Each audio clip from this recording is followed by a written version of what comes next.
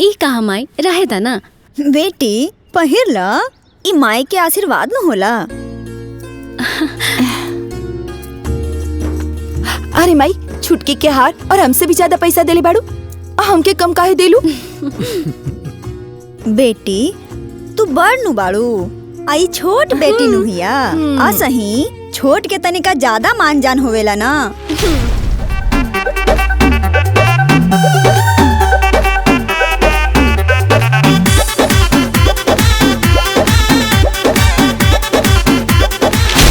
एक खटिया के चादर दू खटिया ना कहनी तो हमरो नाम माया ना। श्वेता, हम आई लड़का के अपने भौजाई के गोद में दे दा। इनकर इतना साल के तपस्या पूरा भइल बा। ठीक बा माई। भौजी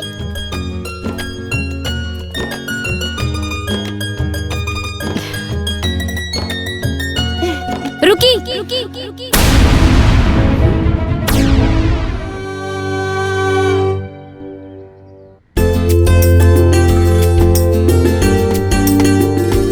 हे बेटा। हाँ बाबूजी। कॉलेज जाइया ना तो रास्ता में बीज और खाद खरीद के भेज दिया, काहे कि वो बुआई के टाइम आवे वाला बा। और सबके व्यवस्था पहले हो जाए तो ठीक रही। ठीक बाबूजी, हम भिजवा देब। हाँ चला तनी। ठीक बा।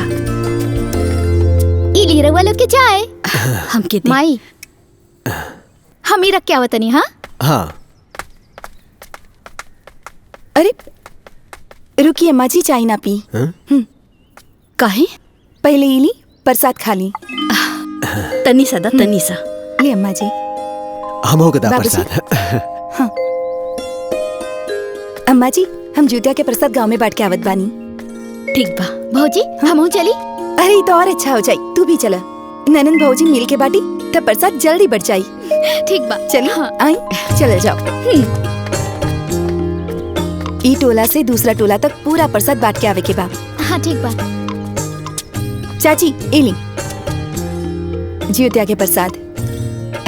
चल ए बाबू इन्हें आई। इला बाबू जियोतिया के प्रसाद। इला ला, तू भी ला। और बाबू इला अपन माई के दे दी है। चलो झटक के तनी। ठीक बा। इला चल लेके जा। हाँ। अरे चाची हाँ। रुकी। इली प्रसाद। ना ना हम भूखल बा। चाचा तू प्रसाद ला। और मिली का? इतने में संतोष करी, अब ध्यान देवे के बा। अरे माई का के कर प्रसाद। ओए तूनी के कितना बार मना कइले बनी नु कि बर बाजिन के हाथ के दियल कुछ ना खाए के, लेकिन तोनी के मन बस ना। आय आज के बाद से ई बजिनिया के हाथ के दियल कुछ खइबो नु त हमरा से बाउर केहू ना होई, मार के कतान क देम। बुझा गई? अरे भगवान ना करस कि कोनो ओझा गुनी से फुकवा के खिया दिनु त गेलहा जइबो लोगिन। भौजी और लोग के भी प्रसाद बांटे के बा, इनका बात पे ध्यान मत दा। चलो पकलोल कहीं का। चल अरे चल। अरे दीदी, हम ना अपना पतोह के गोद भराई करतानी, उहो पूरा धूमधाम से। रउआ समय से आ जाए। ए बहन, हम न काल जूतिया भूखल रहली हाँ, त आज न तबियत ठीक नहीं खे। हम एक काम करब, अपने पतोहिया के ना श्वेता के साथ भेज दे समय पे। अरे ना दीदी, बुरा ना माने। उ का है ना, हम अपन पतोहिया के गोद भराई करतानी। अब बड़ बुजुर्ग के कहल बा कि गोद भराई की रस्म में बांझिन औरत के साया ना पड़े के चाहिए दीदी।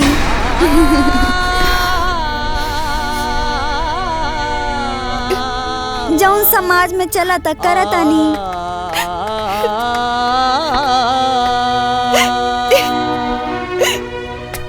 भौजी चुप हो जा भौजी, दूसरा के बात पे दुखी ना होए के चाहिए। दुनिया के सुन के चलबू ना तो जियल मुश्किल हो जाई।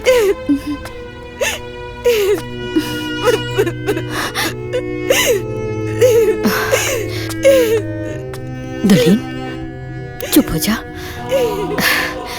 ए दुल्हन, तू लोग के बात सुन सुन करके अपन दिल छोटा काहे करेलू? जिकरा के जौन समझे के बा समझे दा। तू हमरा खातिन, हमरा परिवार खातिन ए घर के लक्ष्मी बाड़ू। तोहरा ई घर में कदम पड़ला के बाद हमरा घर में खुशहाली आ गई। आदित्य के नौकरी लग गई और हम तोहरा के कुछ ना कहेनी। तू लोग के बात सुन के अपन दिल छोटा काहे करेलू?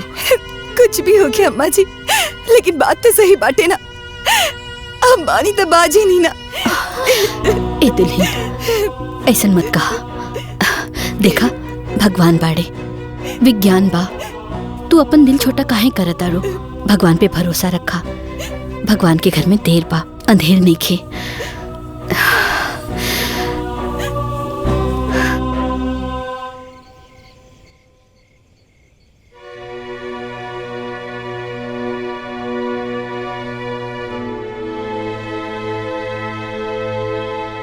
बस एगो संतान सुख बिना सब सुख मिट्टी बराबर। अरे ई तो बाझिन बड़ी बाझिन।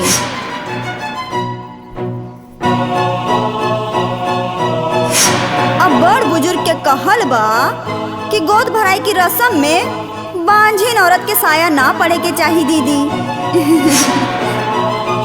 का सोचत बाड़ू? कुछ ना, बस ये कुल के वंश के आगे कैसे बढ़ावल जाई ये सोचत बानी। कौनो बात दुनिया से छुपावल जा सकेला, खुद से ना। आँख बंद कैला से दिन रात में ना बदल जाई। दिन तो दिन होला, चाहे आँख खुलल रही चाहे बंद रही। तू बांझ बाड़ू और रहबू। कुल के वंश ना दे सकेलू तो ना दे सकेलू। तू खुद के और ये परिवार के धोखा में मत रखा। आखिर हम का करी? इस समस्या के समाधान हम कहाँ ढूंढी? अगर तू सच में अपन परिवार के हित चाहत बाड़ू, अपन पति के वंश आगे बढ़ावल चाहत बाड़ू, अपन पति के माथा से निर्वंश के कलंक हटावल चाहत बाड़ू, तो तू अपन पति के दूसर ब्याह करवा दे। ये एगो रास्ता बा। तोहे अपन सौतन खुद लेके आवे के पड़ी। बोला ले आईबू? अगर ना ले आ सकेलू तो ये बेकार के नाटक करल बंद कर।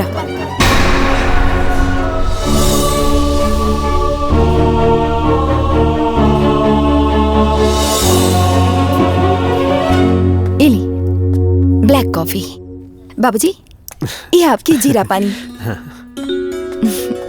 माँ जी ये आपकी दूध के चाय। हाँ बाबूनी ये तो है लेमन टी। बहू के सबके ख्याल रहेला। अरे तो भौजी के करबाड़ी हमार लाखों में एक बाड़ी हमार भौजी।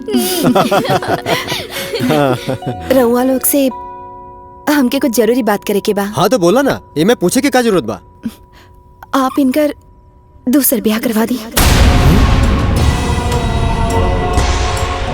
बहू ई का बोला तारू? हम ठीक कहा तानी बाबूजी। एक घर के खुशी बरकरार रखे खातिर, एक कुल के वंश आगे बढ़ावे खातिर इनकर दूसर ब्याह करवा दी ठीक रही। आप तो जानते बानी कि हम कभी मां न बन सकेनी। पगला गइल बाड़ू? ई का ताड़ू? तारा के कितना बार बोलनी हो अनाप शनाप मत बोलल करा। अरे वंश बढ़ावे खातिर बहुते उपाय बा, खाली दोसर ब्याह कईल जरूरी नहीं खे।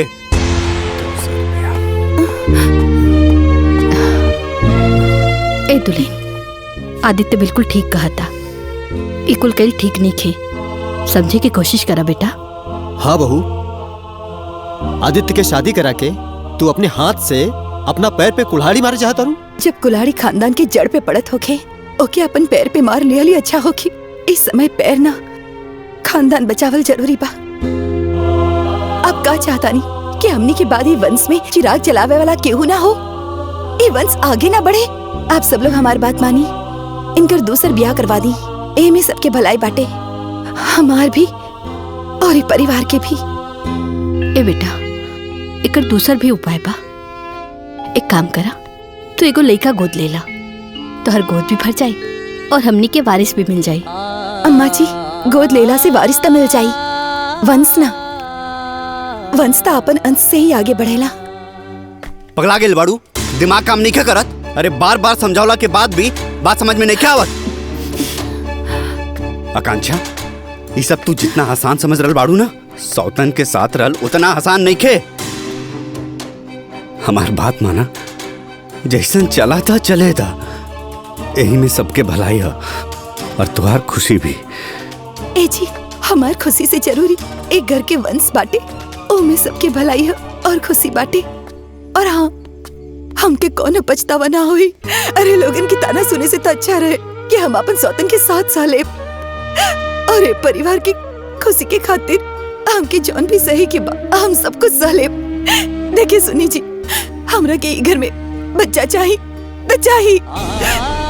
हम आपसे विनती करे थे, हमारी इच्छा पूरा कर दी, हमारी इच्छा पूरा कर दी, पूरा कर दी।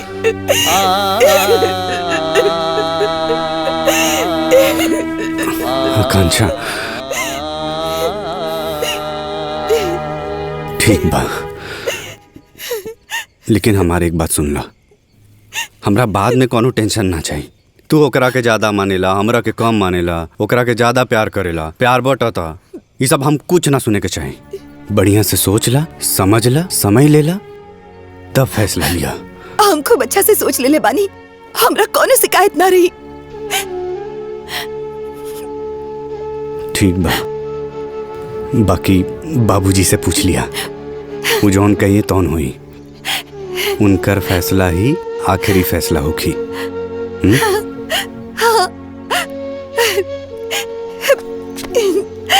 रवा कितना अच्छा पानी।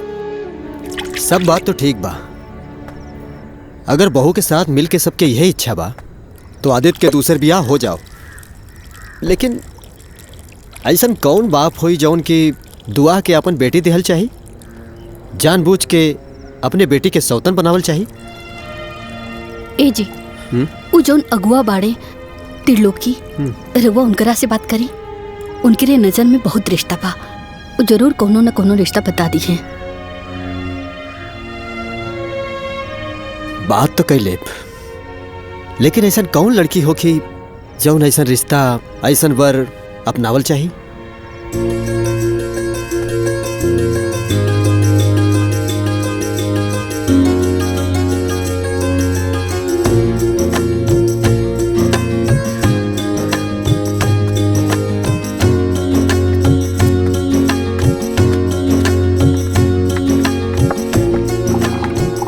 रख दो। नमस्ते। नमस्ते। कहो। जा बेटा, तू अंदर जा।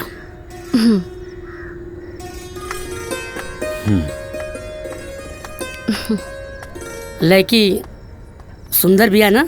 अरे बहुत सुंदर बिया, हमके तो बहुत पसंद बाड़ी। कहो। हाँ जी, जैसन सोचले रही ना लड़की वैसने बिया, जोड़ी अच्छा रही। अब देखिए, जब दोनों जने के लड़की पसंद बिया तो देर कौन है बात के, बात आगे बढ़ाओ जा, दिन तारीख तय तमाम हो जाए। हाँ हाँ हो जाई। बाकी तनी सुनो और नजदीक आओ, तनी समधीन जी के भी बुला ली, आगे के बातचीत हो जाए। हाँ?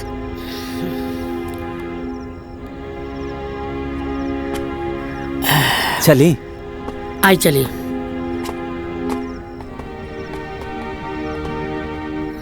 लड़की हमनी के बहुत पसंद बिया, लेकिन का सोचले बनी, का लेबे देबे के बा, ये बियाह कैसे होई। इका कहते भाई साहब, हाँ? दान दहेज के कोनो बतिया नहीं भइल। तो हम दहेज कहाँ मांगता नहीं, हाँ? हम तो दहेज के खुदे खिलाफ में रहिले। अरे हमके कुछ ना चाहिए, बाकी एक बात बा, जब हम कुछ लेब ना तब हम अपना जेब से खर्चो ना करे। फिर कहल का चाहता नहीं, हमके का करे के पड़ी। समाज के दिखावे खातिर खिचड़ी पर कूलर, फ्रिज, वॉशिंग मशीन दे दी, और बारात आवे में 2 लाख के खर्चा बा, वो दे दी। 2 लाख? बस और कुछ ना, और आगे के हम सब समझ ले, रहुआ के कोनो चिंता करे की जरूरत नहीं है। रउआ जी कह रहल बानी, वो पूरा करे खातिर त हम अपन पूरा संपत्ति भी बेच देब ना, तब वो पूरा ना कर सकब।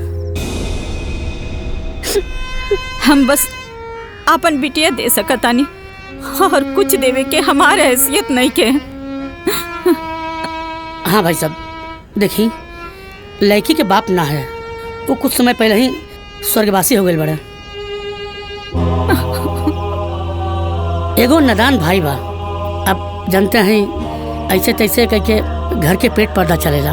बस घर के स्थिति देख के कुछ विचार करी, दया दृष्टि करी, अब लड़की के उद्धार करी आप। अरे तो कितना विचार करी, कितना दया करी, हम दहेज तो मांगते नहीं खे। हाँ, अब इतनो ना करी हैं तो हमारे आस पड़ोस के लोग का कही हन कि अपना बेटा के ले जा करके कोनो दरिदर के यहाँ शादी कर दलन। ना ना, हम अपन बदनामी ना कराई। अरे हमके का पता रहा कि एकदम भिखारिये के यहाँ ला करके खड़ा कर दिला बड़ा। अगर हमरा पता रहित ना तो हम अइबे ना करती। चलो हो, इस शादी ना हो पाई ना। हमारी बात तो एकदम दरिदर भिखारी के यहाँ ला करके खड़ा कर दिला बड़ा। हम ना ना ना भाई, अरे ना हुई हटा। अरे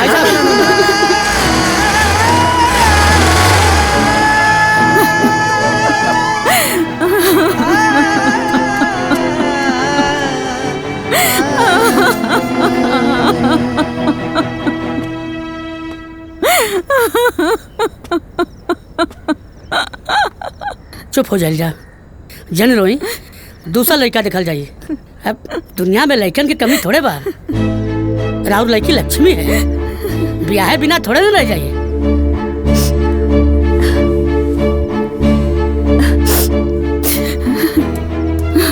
हमार परेशानी सुने वाला केहू मिली तब ना कैसे हुई हमार बिटिया के ब्याह। माई, अरे माई, तू चुप हो जा, चुप हो जा माई, मत रो। माई, हमके ब्याह नहीं के करेंगे माई, हम तोरा साथे रह माई, हम तो के छोड़ के कहीं ना जाए माई, कहीं ना जाए।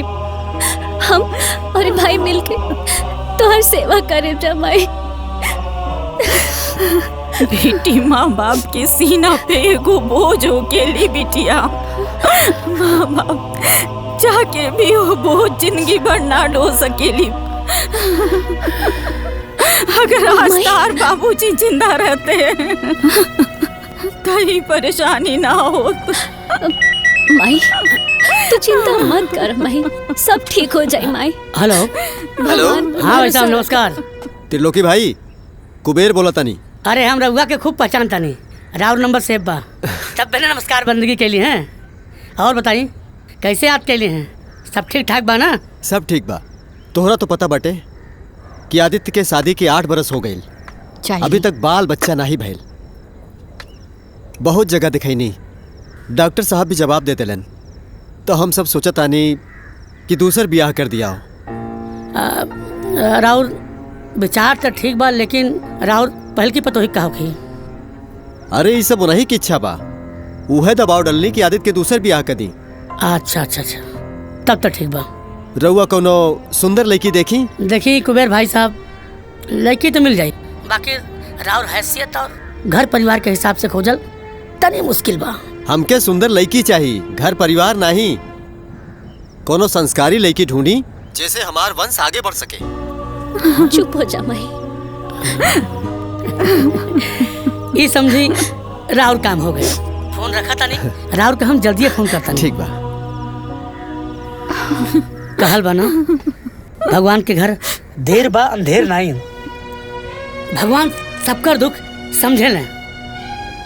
अब देखिए, अब लड़की के भाग्य से रहुआ इतना बढ़िया रिश्ता गइल बा, समझ लो जा आपके लड़की राज करी राज। घर दुआर, गाड़ी घोड़ा, नौकर चाकर, खेती बाड़ी सब गजागज भरल बा।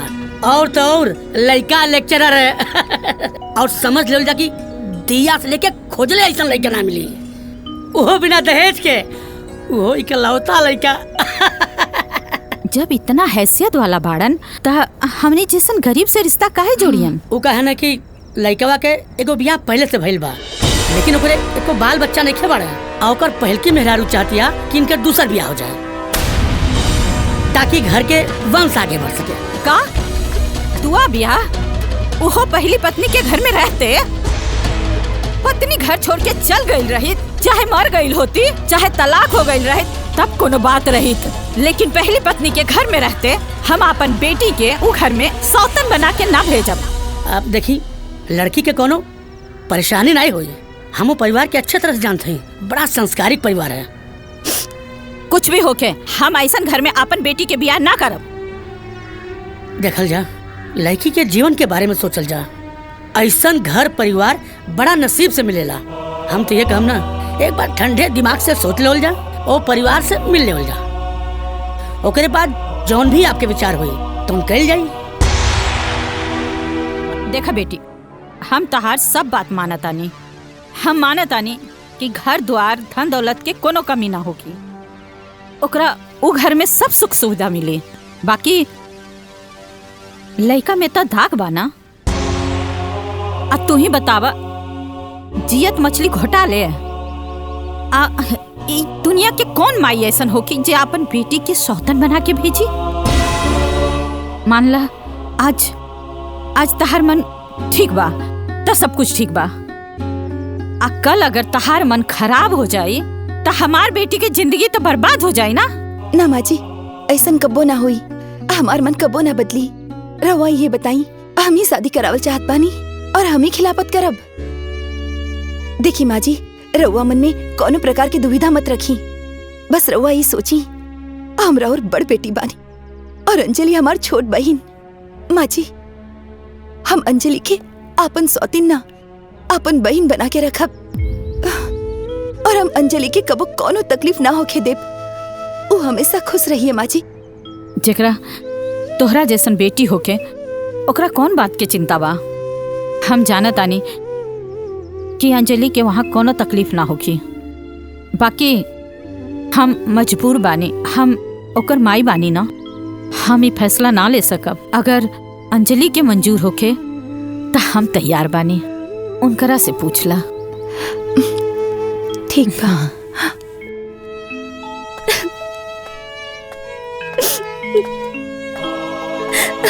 अंजलि, हम तो से कुछ मांगे आयल बानी, दे सकेलू हमरा के? हम ऐसन काहे कहतनी? रउआ बड़ बानी, बोली। अंजलि, तू तो जानत बाड़ू कि हम मां ना बन सकेली। हमार किस्मत में माई बने के सुख नहीं के लिखल। हम अपन पति के परिवार के संतान ना दे सकेनी। हम भी अपन अंगना में किलकारी सुने चाहत बानी, अपन परिवार के सुखी देखल चाहत बानी कि हमार परिवार खुश रही।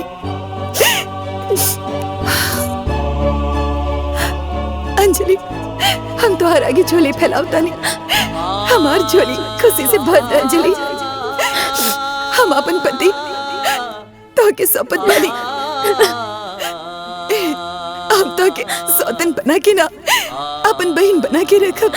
कब तोहरा के कोनो तकलीफ ना होके दे।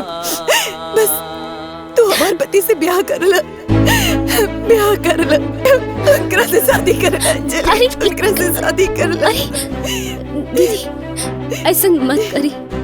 अरे क्यों छोट बहन के पैर पड़े लगा? ना ना दीदी, दीदी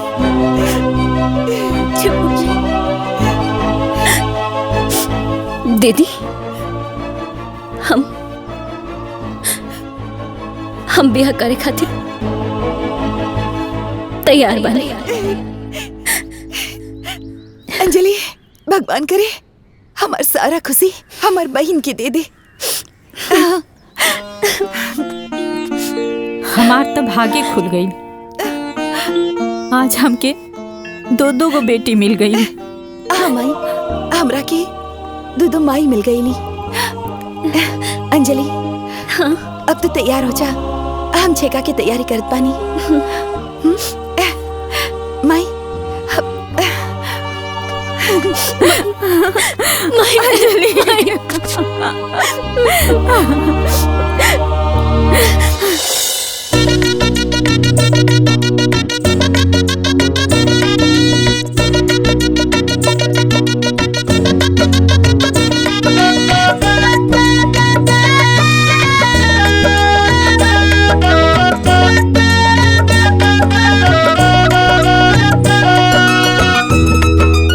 त्रिलोकी जी, ये सब ना जाने कौन पुण्य प्रताप के फल बा कि हमरा के आज देवी जैसन दो को बहू मिल गई। कुबेर जी, सब ऊपर वाले का आशीर्वाद और कृपा है।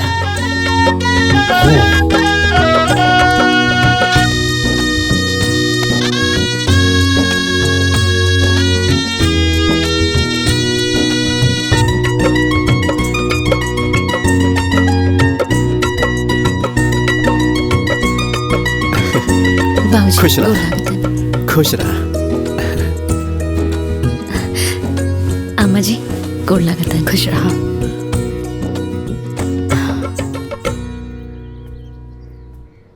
अच्छा समधिन जी, अब हमने की आज्ञा दी। चला जी। दुल्हन। ना माँ जी, आप लोग जाई, हम यही जा रहा। एजा का करबो?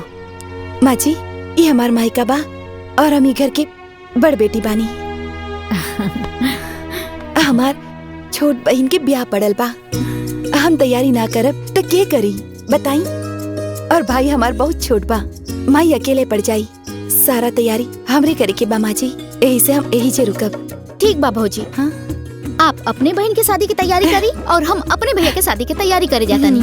देखल जाई कि एकर शादी की तैयारी अच्छा हुई। और हाँ, बरतियन के स्वागत में कोनो कमी ना होके के चाही। ठीक बा, सारा स्वागत अच्छे से हो जाई। लेकिन एक बात, सारा बाराती ढंग के लेके आई है, नहीं तो दूसरा ढंग से व्यवस्था हो जाए। बतावा हो वो कैसन महतारी बिया जौन अपना बेटी के जानबूझ के कुआं में ढकेलतिया। अरे ओकर करेज ह की पत्थर। आय ओकरा अपना बेटिया पर तरसो नहीं खेयावत। हाँ बहन, ठीके कहा तारू। आज ले हमू कबो न सुनली कि कोनो मतारी अपने से अपन बेटी के सौतन बना के भेजली होके। उहे तो। अरे का भइल बहन? बाप रे अरे का भइल? कौन नतिया के बेटा चला के मरलस रे। ए भौजी, हमार गुल्ली आई है का?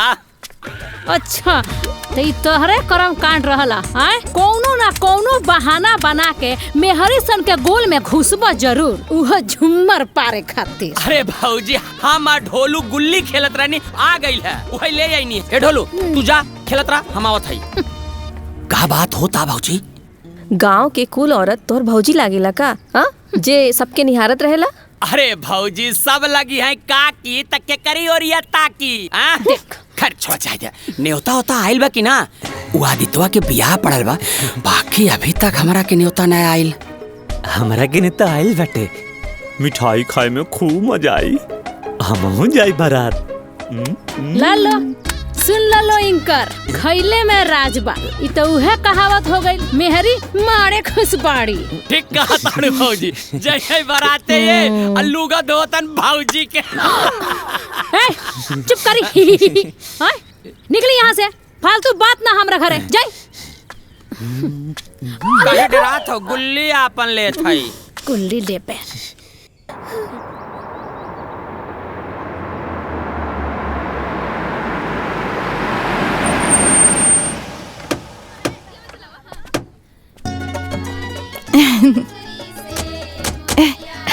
माँ जी लाई, हमरा के दी, हम आरती उतारब। ठीक बा। दुल्हा दुल्हनिया के आरती उतारब हो। सुन के सिंदूरवा ले ले अम्मा बाड़ी खाड़ हो। खोला बाबू पलकी के बढ़िया मंगिया बहो हो। खोला बाबू पलकी के बढ़िया मंगिया बहो रबो। सुन के सिंदूरवा ले ले चाची बाड़ी खाड़ हो। खोला बाबू पलकी के बढ़िया अली बाबू बाबू। खोला बाबू पलकी के बढ़िया। अच्छा अच्छा अच्छा अच्छा अच्छा। चला हो ऐसे बासावाने मेला वैसे नेव के चला हो। जैसे बासावाने मेला वैसे नेव के चला हो। हमर चाचा के कोई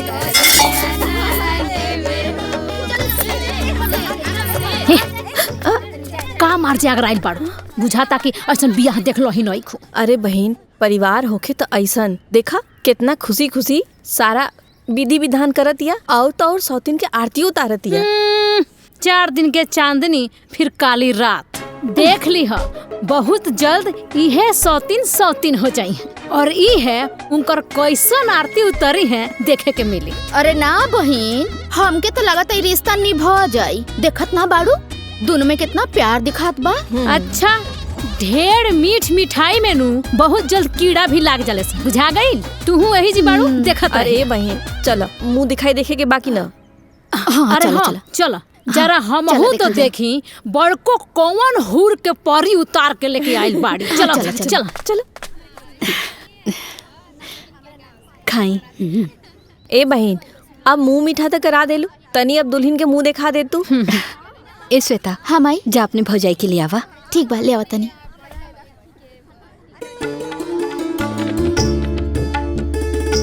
ए माई, बड़की भौजी तो आ गेली छोटकी भौजी के लेके।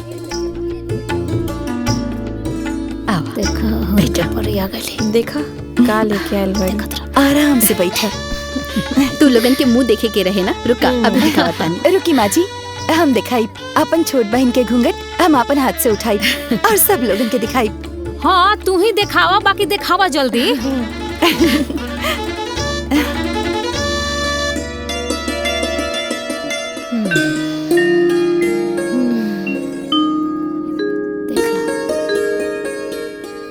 कैसन बाड़ी?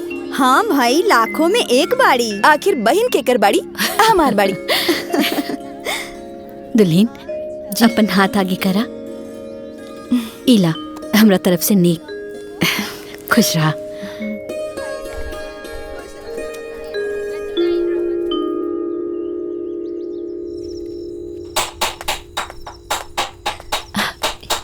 दीदी हटी, हम कर देता नहीं। अरे ना, ये सब काम हम लोग कर ले, तू जाके आराम कर। अरे ऐसे कैसे आराम करी? अरे हम आराम करब और वो लोग काम करब, ये अच्छा ना लगी। हटी, हम कर देता रहे द। ये काम आज तक हम ही लोग करत बानी ना, हम लोग कर ले काम। अरे वो तो ठीक बा, बाकी अब हम आगल बानी ना तो हम करब। हाँ तो आगल बाड़ू तक का नौकरानी बन के आयल बाड़ू, हम तो के काम करावे खातिर लेके आयल बानी का ना ना। अभी तो तोहर चूल्हा छुआई के रस्म भी ना भइल, तो तू ही बतावा काम कैसे करबू? हाँ भौजी, आप परेशान मत हो की, आप जाइए, हम लोग कर ले कमरा में। अरे लेकिन बबनी, हाँ लेकिन कुछ ना। और अभी तोरा के कोनो काम नहीं करे के, जब तोरा काम करे के हुई तब बता दे। अब तू जा आराम कर। ठीक बा, हम मामा जी के बता देता नहीं। अरे हाँ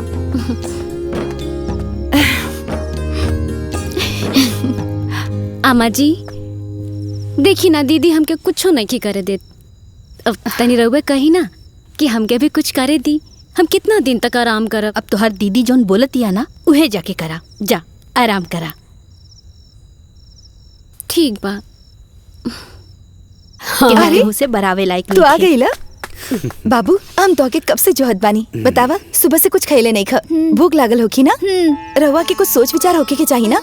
हमार भाई के सुबह से लेके घूमत बानी, ये कुछ खैले की ना? अरे छुट्टी रहल तो घुमा ले आइल, बाकी खा के तो गैल रहले ना। अरे तो एक बार खा के थोड़े रही, लड़का बाड़न दिन में 4-5 बेर खाए वाला, बूढ़ा तो ना बाड़े ना। बाबू तू बैठ, हम तोहरा ला अभी खाना लेके आवत बानी। देखा तानी दीदी, एकर बात व्यवहार ही ऐसन बा कि पता ही ना चलेला कौन आपन बा और कौन पराया। सही बात बा। ये छुटकी के भाई है। देखा ऐसे लागता जैसे एकर आपन सगा भाई। सही बात बा, यही से तो कहत तनी भौजी कि तहार दोनों पतो बहुत बढ़िया बाड़ी सा। इला हमार बाबू खाना खा लो। अरे खाली भाई के सेवा होकी, हमहू भुखाइल बानी, साथे गइल रहली। अच्छा जी, हमार भाई से कंपटीशन। अब हम अपन भाई के छोड़ के रउआ पीछे दौड़ी। नाना भौजी, रउआ अपना भाई की सेवा करी, हम अपना भाई की सेवा कर ले। हम अपना ननद की सेवा करब। हाँ? अच्छा बबनी रवा रुकी, हम खाना लेके आवत। जी भौजी।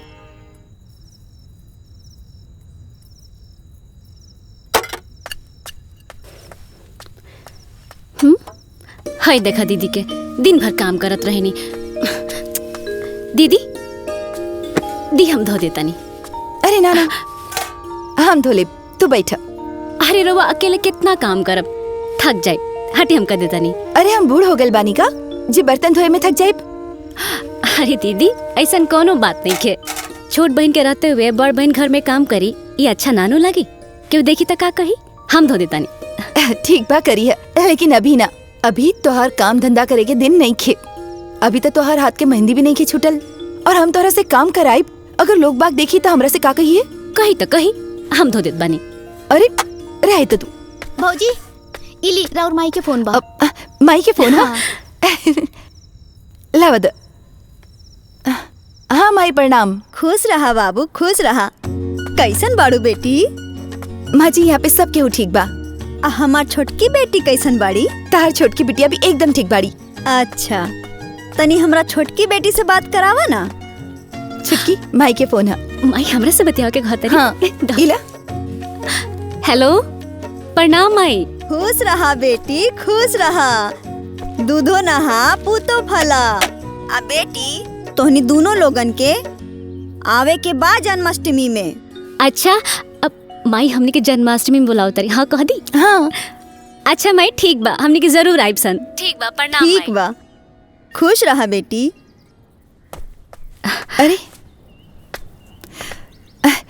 अम्मा जी माई के फोन आयल रहे, हमनी के जन्माष्टमी में बुलावत बड़ी। ठीक बा, चल जाइए। ठीक बा अम्मा जी, आप दोनों चल जाइए। ठीक बा दीदी। अरे ई कहा माई, रहे दा ना। बेटी पहिर ला, ई माई के आशीर्वाद न होला। अरे माई, छुटकी के हार और हमसे भी ज्यादा पैसा देले बाड़ू, हमके कम काहे देलू? बेटी तू बड़ नु बाड़ू, आई छोट बेटी नु हिया। आ सही छोट के तनिका ज्यादा मान जान होवेला ना। हमरा बेटी के पहला विदाई बा, धूमधाम से होवे के चाहिए ना। हाँ। माई तू कितना अच्छा बाड़ू माई। हमके तो तारा में और हमरा माई में कोनो फर्के ना बुझाइल है। माई हमके तोहार बहुत याद आई माई। बेटी हमरो बड़ी याद आई। आ जब भी तोरा ई माई के याद आवे ना, चल अइहा बेटी अपना माई के यहाँ। बोला ना, आइबू नु? हाँ माई जरूर आई। सुना बेटी, हमरा बेटी के ध्यान रखी है, कौनो तरह के तकलीफ ना पहुँचे। बोला। ठीक बा माई, हम अपन छुटकी के बहुत अच्छा से ख्याल रखब। अच्छा माई, गोड़ लगा। खुश रहा बाबू, खुश रहा हमार बाबू लोग।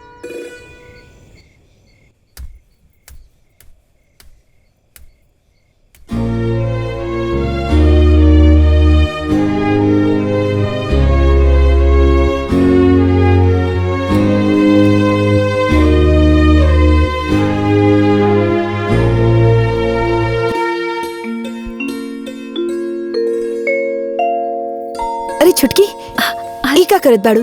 पागल हो गल बाड़ू का? हमार पैर मत दबावा। अरे दीदी रउआ दिन भर काम करत रहिले, हम देखिले कि अकेले एक पैर पर दौड़त रहिले। रउआ सारा घर के जिम्मेदारी रउआ ऊपर बाटे। थक जात हो कब ना, आराम करी थोड़ा, हम पैर दबा देता नहीं। अरे पागल, तू हमार छोट बहन बाड़ू, हम तोहरा से अपन पैर थोड़ी ना दबाइब। अरे तो का हो जाई? अरे छोट बहन बड़ बहन के सेवा ना कर सकेले का? हाँ, ये कौन शास्त्र में लिखल बा बताई? अरे हम छोट बानी, हम राउर सेवा ना करब त क्या करी? और वैसे भी राउर दुख हमार दुख रवा ना समझब त के समझी? आराम करी रवा, आराम करी। हमार बात सुना, बात तो एकदम सही कहत बाड़ू, बाकी हमार दर्द पैर दबावे से दूर ना होई। हमार दुख दूर तब होई जब तोहार गोद भराई होई, हमार घर के आंगन में किलकारी गुंजी, ई वंश के आगे चलावे वाला केहू आई, तब हमार दुख दूर होई। छुटकी, तू हमार दुख दूर करबू ना? दीदी रवा बिल्कुल चिंता मत करी, माता रानी पर भरोसा रखी। माता रानी राउर मनोकामना जरूर पूरा करी है। रवा सुती, हम पैर दबा देते। बाकी छुटकी लेकिन अरे सुती ना, सुती। खुश रह बाबू, इला रख ला। अरे दीदी ई का होई? मिठाई खा ली है। अरे दीदी कितना मिठाई खाई? मिठाई खात खात फट जाई। माई के दे दिया। और जब भी तोहार मन करे हमरा के फोन कर दिया, हम तोहार जीजा के लेवे खातिर भेज दे। ठीक बा। खुश रहा, माई के ध्यान रखिया। ठीक बा दीदी।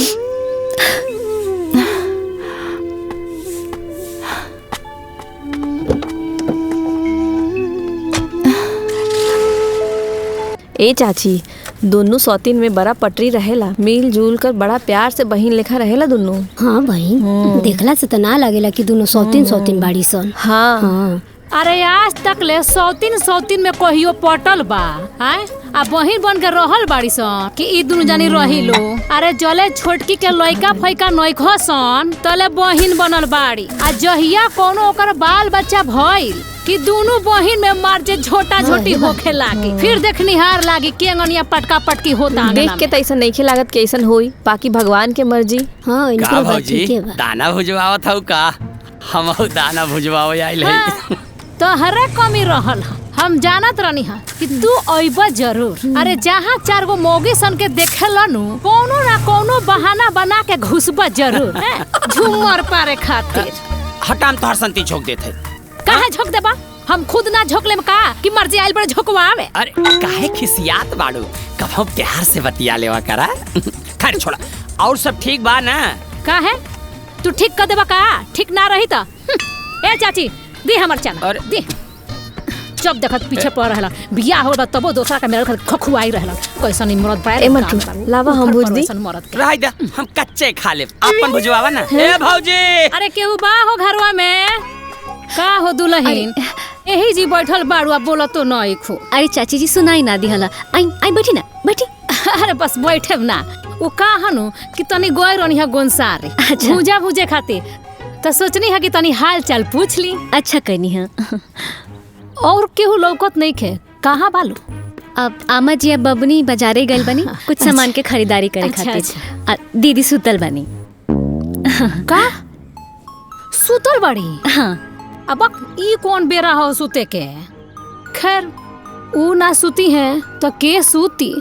घर के सारा जाल पत्थर तारा ऊपर डाल के खुद आराम फरमावत तारी। अरे ना चाची जी ऐसन कोनो बात नहीं है। दीदी हमके बहुते मानेली बहुते प्यार करेली। अरे तो हम कहाँ कहतानी कि ना मानेली? हम कहाँ कहतानी हो? बाकी ये दुल्हन हाँ? एगो बात कही। हाँ कही ना। देखा तू नु बड़ा नादान बाड़ू ना समझ बाड़ू। अरे दुनियादारी के बारे में तारा कुछ मालूम नहीं खे। हाथी के दांत देखावे के कुछ और होला आ चबावे के कुछ और होला। हाँ बुझा गई? तनी मीठ मीठ बतिया देत होई है। तू बिना तेल के फुलौरी खानी मार जे फुला जात होकबू आ टप टप काम करत होकबू और एकदम महारानी खानी ठाट बाट में आराम फरमावत होई है। खैर तू अपन नु ध्यान रखी हा। चाची जी का बात हो रहल बा हमरो के बताई। हे बड़को कुछ ना हम नु बिल्कुल तोहरे बारे में बतियावत रहनी हा। बाप रे बाप कतना सुंदर बाड़ू हो एकदम गौ जैसन। इला चना का भुजा खा भुजा के लेके आइल बनी। हम ना खाई रवा खा लेब। ठीक बा तू दूर जानी बतियावा लो हम जाता नहीं। काहे से कि चिंटुआ के पापा इंतजार करत होखे। 2 घंटा हो गइल निकलले बतिया। ठीक बा चाची जी फेरू आइब। हाँ हाँ आइब। ई चाची मंत्रा बाड़ी वनवास करावे में देर ना लागी। सही कहानी है दीदी हमके भी 1 नंबर के मंथरे लगली है। ए श्वेता हाँ? एक काम कर 1 दौरा गेहूं और ले आओ। माई काहे खातिर इतना में हो जाई। अरे कितना अस्कताली रे ससुराल जी भी तो का करबे जो ले आओ। ठीक बा।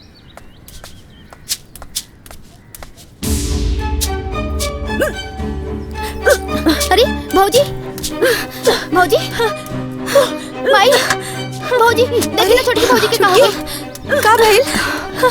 छुटकी का भइल? का हो गई? ए बड़की डॉक्टर के बुलाओ तो डॉक्टर के फोन लगाओ। छुटकी सब ठीक हो जाई। जा बबनी अपन भाई के बुलाई वो डॉक्टर के बुलाई है। ना दीदी घबराए की कोनो बात नहीं है।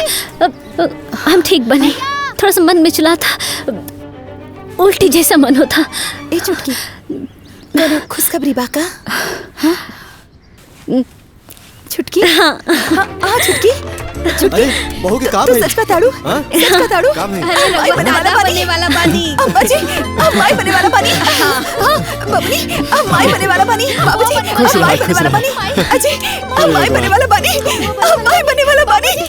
ए सुना लोग माई बने वाला बानी। माई बने वाला बानी। माई बने वाला बानी। अब हमारे गोद में किलकारी गुंजी किलकारी गुंजी। छुटकी बहुत दर्द होता कुछ ना हुई छुटकी, सब ठीक हो जाए। ए दुल्हन लागत अस्पताल लेके जाए के पड़ी। हाँ जी अम्मा जी। केला के कोनो मतलब नहीं के। हाँ अम्मा जी, जा बबनी अपन भैया के बुलाई, जल्दी जा। बस छुटकी हम ही ना, तोरा के कुछ ना होके दे। लागत हम ना बचा। संभालो खुद के, हम ही ना छुटकी। अंजलि कहाँ भाई? जी गाड़ी निकाली, हॉस्पिटल जाए के टाइम हो गइल बा, अच्छा, जल्दी निकाला जाए। था। और सुनी फोन करके एम्बुलेंस के बुला ली, एम्बुलेंस में जाइए तो आराम मिले। जल्दी कर, जल्दी कर, जल्दी बुला ले छुटकी। हेलो। हाँ भैया, एक एड्रेस भेजा था नहीं, जल्दी आ जा। हाँ ठीक बा, हम आवत बस 5 मिनट में एम्बुलेंस आवा था।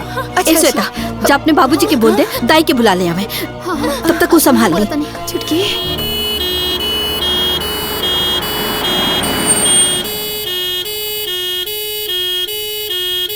का भाई स्टार्ट करो।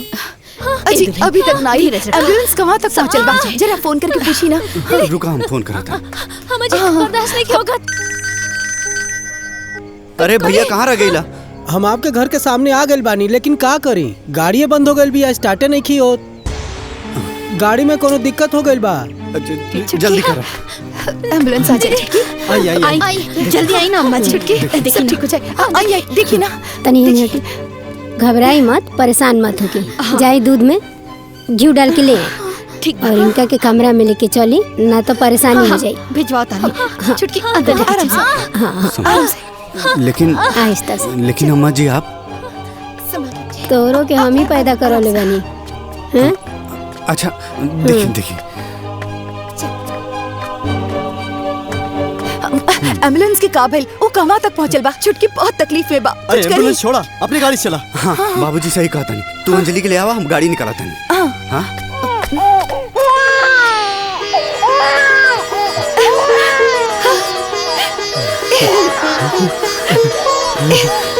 भाभी भाभी हम बुआ बन गई नहीं।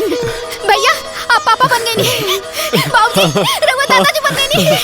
हम बुआ बन गई। माई हमारी इच्छा पूरा कर देनी। बाबूजी चल अपन बैठवा के देख ला। चला चला जा बेटा। बाबूजी आवा आवा आवा। हम तो बाजिन बानी, शहर में हमार गैल ठीक ना होई, कहीं कोनो अपशगुन ना हो जाए।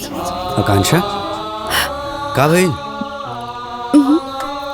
ए दुल्हन चला अपने लड़का के देखला। चला ना अम्मा जी, हम ना जाए, हमार गैल ठीक ना होखी। हम ए दुल्हन तू तो समझदार बाड़ू, फिर ये झूठ मूठ के ढकोसला पे काहे पड़ा तारू? चला ना। ना अम्मा जी, हम माई बानी, अपन बच्चा के अहित ना कर सकेनी। हम छठियार के बाद आप लाल के देखब, 6 दिन की दूरी हम सह लेब, तब तक आप संभाली। ठीक बा। ए भौजी भौजी भौजी तो बिचवा में किस खंभा खड़ा के हैं भौजी। ए भौजी भौजी ए भौजी, अरे कितना सुध गईलू भौजी। ए भौजी भौजी घोड़ा बेच के सुत्ता के का भौजी भौजी चिल्लाता रह। आय दिनवा में तो चैन से सुते ना देला, अब का रतियों में चैन से ना सुते देबा?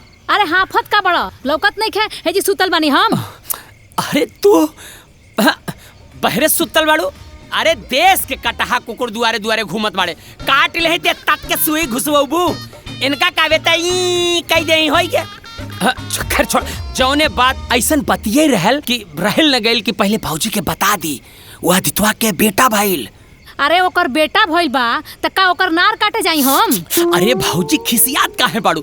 अरे सोचा जौन प्लान कैल गेल रहे ई सब के वंश ना चली त दुआर खेत क्यारी सब आपन हो जाई।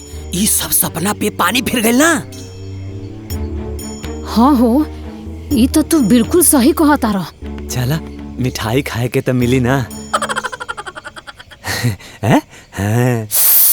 मिठाई खाए के मिली? अरे जाए बौराहा, जब बतिया खोपड़िया में समझ में ना आवेला तो जरूरी में बीचो में बतियावल। ए जइया, जब देखा ताड़े कि देवर भौजाई बात करत ताड़े तो बीच में दाल भात मुसर चंद बनब जरूरी बा? हां ए भौजी, एक दिन एकरा ने फरसाइया में भर त करे रे मिठाई, सुत पकड़ के लइका।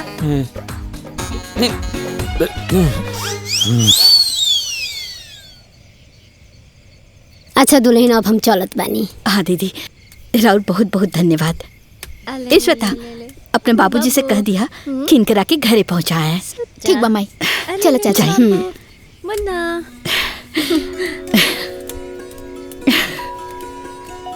अरे हमर लाल। अम्मा जी, हाँ दीदी कहाँ बानी? आईनी ना? बाबू के देखे के मन नहीं करत का? बाबू के देखे खातिर तो छटपटा दिया, बाकी तू तो अपने दीदी के जनबे करेलू। पता नहीं कहाँ से ओकरा मन में आ गई कि हम बाझिन बानी, लड़का के दिखला से अहित हो जाए। यही से मन ही मन प्रण ले ले बिया।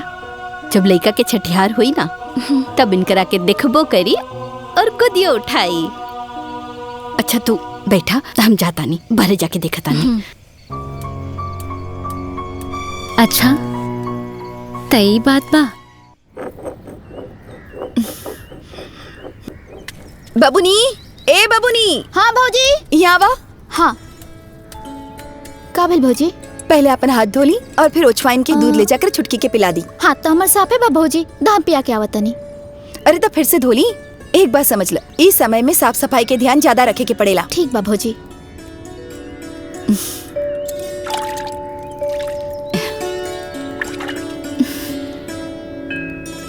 एली जाके पिला दी। हाँ। रुकी रुकी। का भेल भौजी? फिर से भुला गई ना, कितना बार समझौली। हाथ पैर ई आग में सेकी फिर कमरा में जाई। ठीक बा भौजी, सेकी पकड़ा। हाँ ए श्वेता, तू भुला सकेलू, हम भुला सकेली, बकीर हमार बहू ना। इली जाके पिला दी। हाँ भौजी। ले ले ले बाबू, सुत गइल बाबू। इला भौजी पीला।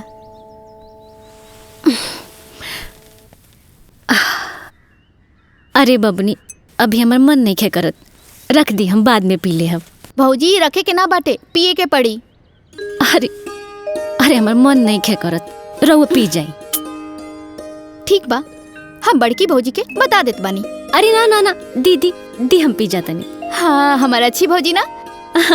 ना तो दीदी हमके अलगे सुनावे लगे हैं। हाँ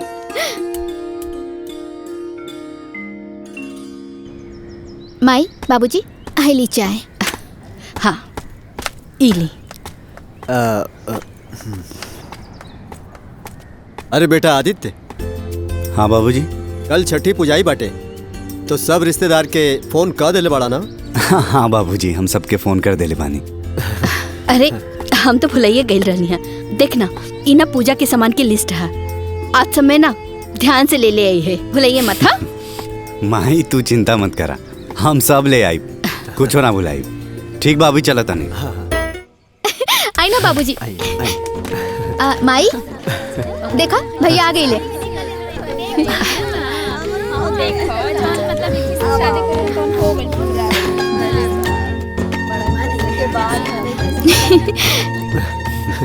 भैया देखा बाबू के। बाबूजी ले ले ले। श्वेता, हाँ माई। लड़का के अपने भौजाई के गोद में दे दा, इनकर इतना साल के तपस्या पूरा भइल बा। ठीक बा माई। भौजी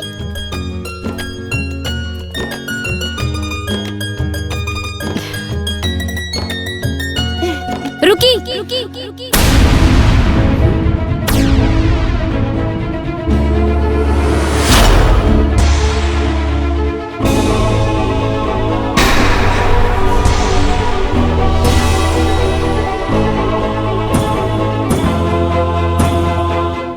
दीदी अभी बच्चा के ना छुई हैं।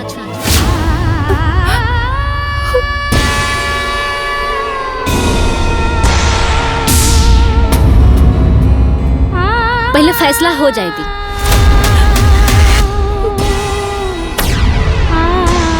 फैसला? कैसन फैसला? थोड़ी देर रुकी, सब पता चल जाए। सुनी जी, तनी देखी तो वकील साहब कहाँ तक पहुँचल बानी।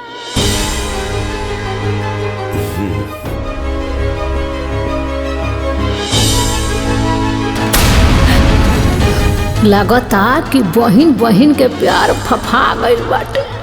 अब मजा आई। चल के सबसे पहले गांव के लोग के बता दी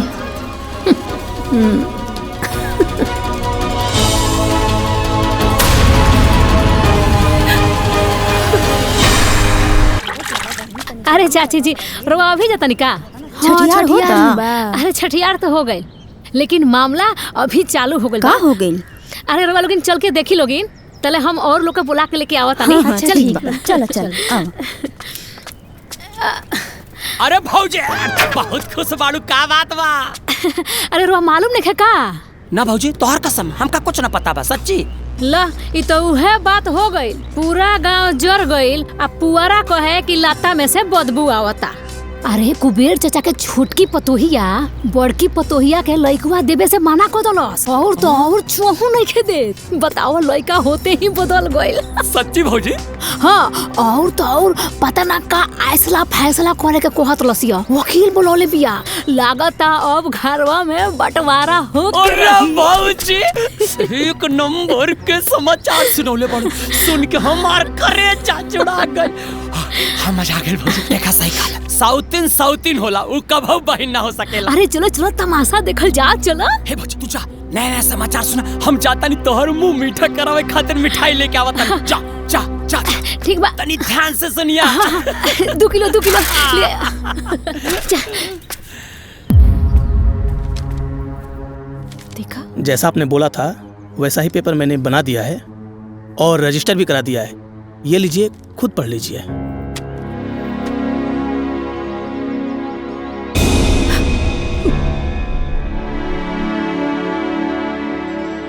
पढ़ के सुना दा। जी। मैं अंजलि पत्नी आदित्य ग्राम कोटवा जनपद जौनपुर की निवासिनी हूँ। मैं अपने पूरे होशो हवास में बिना किसी दबाव और बहकावे में आए हुए ये फैसला लेती हूँ कि मैं अपनी बहन आकांक्षा पत्नी आदित्य जो अभी तक मातृत्व सुख से वंचित है,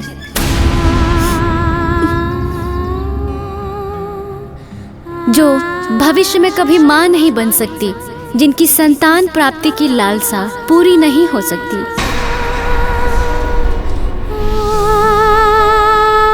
उनकी मातृत्व इच्छा को पूरी करने के लिए, उन्हें मातृत्व सुख प्रदान करने के लिए मैं अपनी कोख से जन्मी पहली संतान को अपनी बहन आकांक्षा को सौंप रही हूँ।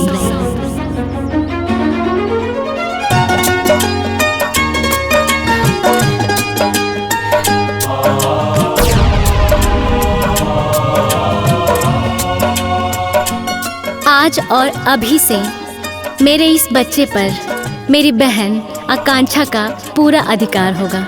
आज से इस बच्चे पर मेरा कोई अधिकार नहीं होगा।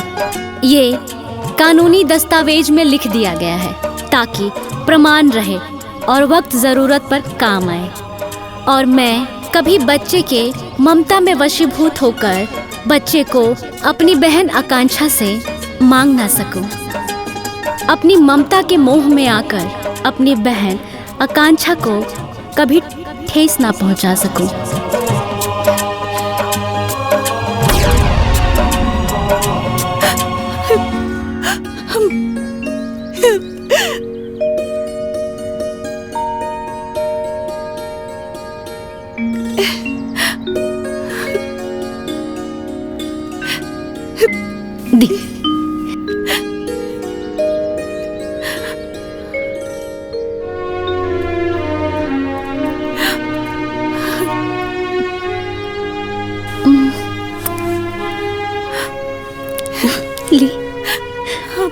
ली अपना बाबू के।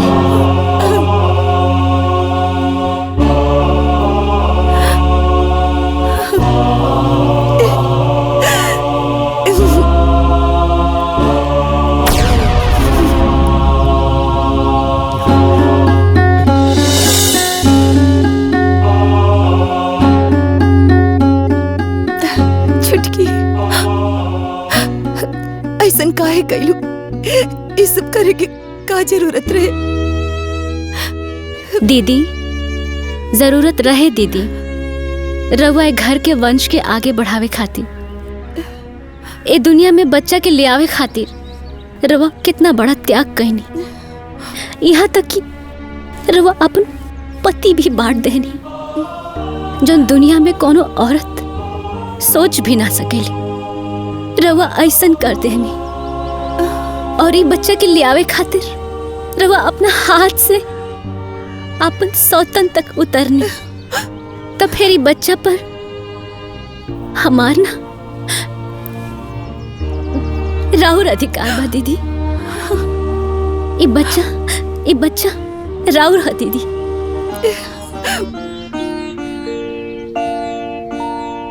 अंजलि, हम बहुत भाग्यशाली बानी जे हमरा तारा जैसन पत्नी मिलल।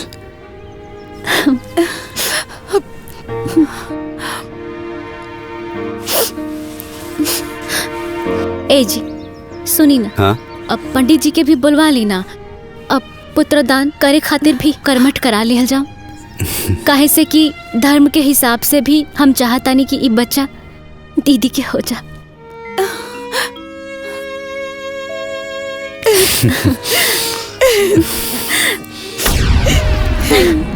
चल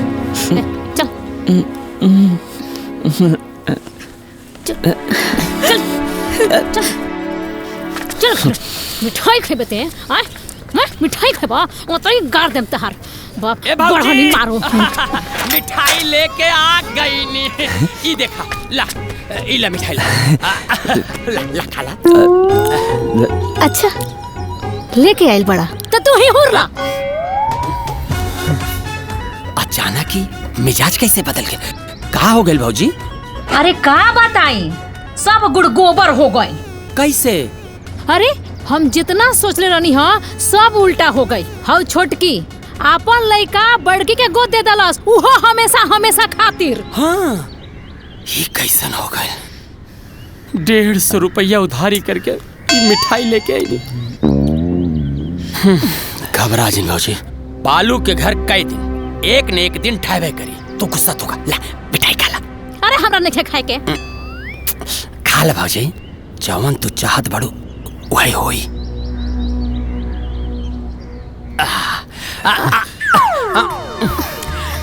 खाला जूठा खाला से प्यार बढ़ेला।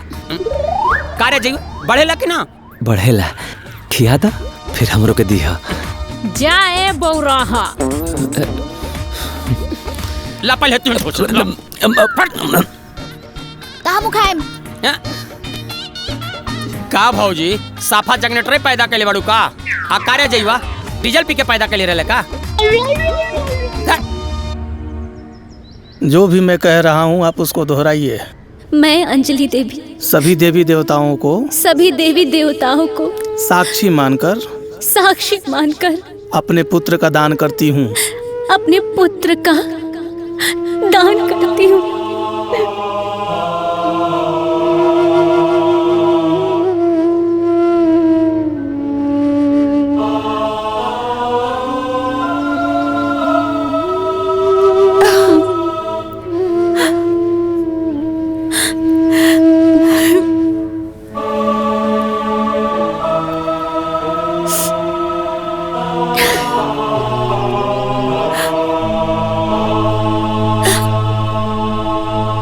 श्वेता, हाँ माई। लाओ बाबू के दे, तनी मालिश कर ली। ठीक बा बाबू। अरे हमार बाबू। ए दुल्हन, बाबू के मालिश वाला तेल ले आवा, जो निकरे नानी के घर से आइल बा। इले अम्मा जी ऐसे करी, ए बाबू की छोट नानी भेजले बाड़ी। ना अम्मा जी ऐसे मालिश करी, ई बाबू के बड़की नानी भेजले बाड़ी। ना अम्मा जी छोट नानी के तेल से मालिश होगी। ना अम्मा जी ऐसे मालिश होई, ई बाबू के बड़की नानी भेजले बाड़ी। छोटकी नानी के तेल से मालिश होगी। बड़की नानी से होई। छोटकी नानी बड़की नानी के तेल से छोटकी नानी बड़की नानी के तेल से छोटकी नानी के तेल से मालिश होगी। ना अम्मा जी हम तू दोनों लोगन के झगड़ा अब ये खत्म कर देता नहीं। लाओ दे दा, तू दा। बड़की नानी के तेल, एक छोटकी नानी के तेल, दोनों तेल मिल गई। अब ये से मालिश हुई। अम्मा जी छोटकी ये मत रखा। अरे आराम से आराम से। जाई एके जल्दी से लेके जाई। बिठो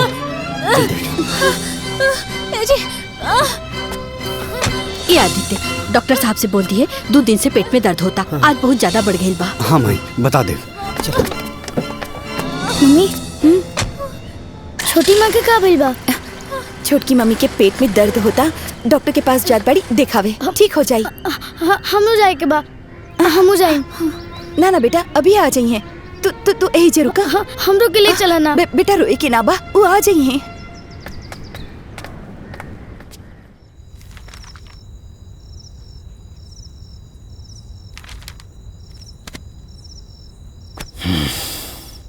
देखिए अब ये कभी माँ नहीं बन सकती। माँ नहीं बन सकती?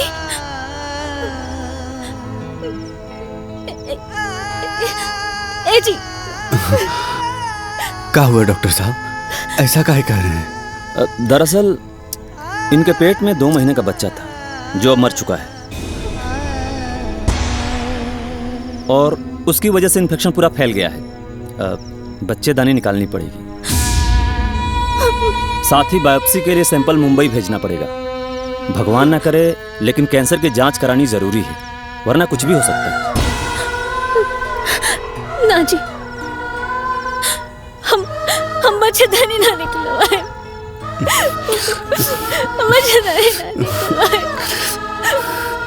हम बने ना, हम बात करते नहीं डॉक्टर साहब से।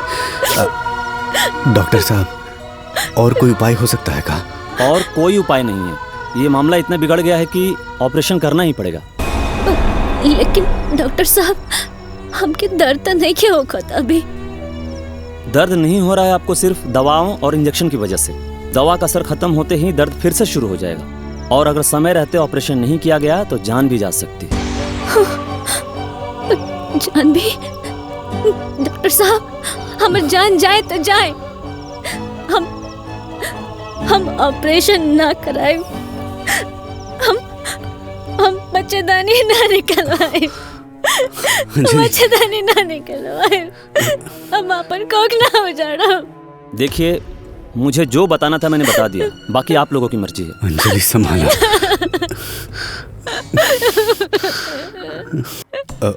नहीं डॉक्टर साहब, आप इनकी बात मत सुनिए, आप ऑपरेशन की तैयारी करिए। ठीक है नर्स। यस सर। ऑपरेशन के लिए ओटी रेडी करवाओ। ओके सर।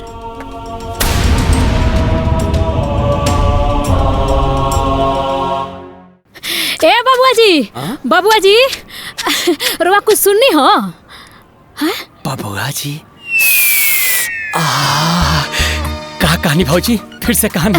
बबुआ जी, अरे हम तो बबुआ जी का। बस भाजी बस, प्राण लेबो का।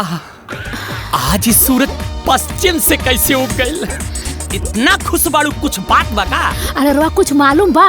अरे आदित्य के दूसर की मोगी के कबो बाल बच्चा ना होखी। कहाँ है? अरे हाँ दीदी, ई बतिया हमू सुनने बिया, सच बा का? अरे हो 100% सच बा। अरे भाजी बहुत बढ़िया समाचार सुनल, अब मजा आ गई। चली रही दुलरी बहन बने, अपना कोख उजाड़ के दूसरा के कोख आबाद करत रही। अब क्या करी? अरे करिए का, आपन लइका ली है। हाँ।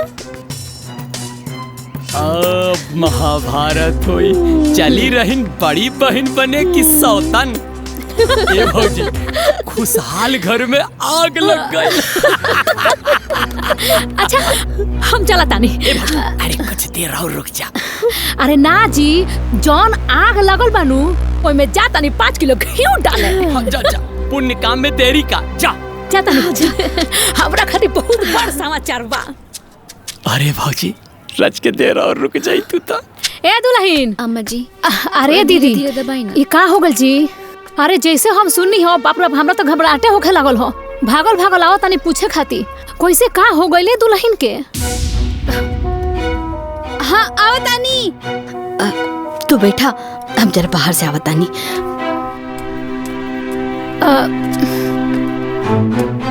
दुल्हन अब ठीक बाड़ू नु? हाँ चाची जी ठीक बानी, पहले से बहुत आराम बा। अब का ठीक रहबू हो? अरे भगवान तो तहार जिंदगी उजाड़ देहले। बताओ अब तो कोनो लइके फैके ना होई। भगवान के भी नु तारा संग इतना अन्याय ना करे के चाही। अब बताओ पहले ही से घर में एगो बाझिन रहली हो आ तू बाझिन जैसे हो गईलू। ऐसा काहे कहतनी चाची जी, हम बाज बानी? ना ना, हमार कहे का मतलब ऊ नहीं खे। अरे हम तो ई कहतानी भगवान इतना सुंदर सोना खान तार के बेटा देले बाड़े आ तू वो बेटा के दूसरा के दे घलू। अब देखो तोहरे बेटा लेके केंगो बेटा वाली भइल बाड़ी। ठीक बा। आ तू यहाँ बाज निहर टुकुर टुकुर निहार तारू। ए दुल्हन उतारा नु अपना बेटा के ना देवे के चाहत रहल। अरे हम तो कहतानी कि तू अपन बच्चा ले लो। बाबू हमार राजकुमार, हाँ अच्छा से पढ़ाई करिए। बस चाची जी बहुत हो गई। अरे चुपा जाए न तो हमरा मुंह से कुछ उल्टा सीधा निकल जाए। अरे हमके और हमदर्दी ना चाहिए, अपन हमदर्दी रो अपने पास रखी। अरे खिसियात का बाड़ू आय हमरा जौन मोन में आइल हो तौन कह देनी हो।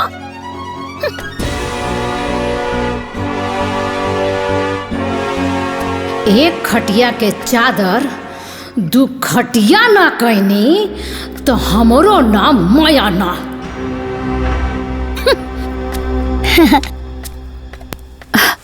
अब ना खाइल जाई बबनी, अब ना खाई। माई ए दुल्हन थोड़ा सा और खा ला ना, बहुत दवाई खाए के बा। अरे अम्मा जी अब ना खाइल जाई ना, थोड़ा सा खा ला। हाँ ए दुल्हन, अरे खूब खाइल पियल करो, देह में ताकत रही तो जल्दी स्वस्थ हो जाइबू। उ कहनो कि दीदी हमरा घर में नूने और आ गइल बा तो सोचनी हा कि रोवा घरे जाई आ निमकवा ले ले आई आ इनकर तनी हाल चाल भी पूछ ले आई। बहुत बढ़िया कइलू हा। जा बड़की किचन में बा, वहाँ से ले ला।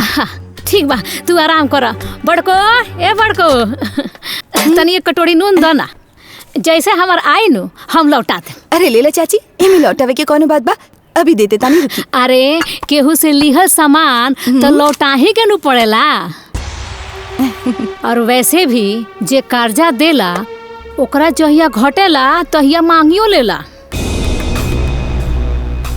ए दुल्हन बुरा ना मानो तो एगो बात कही। बोली।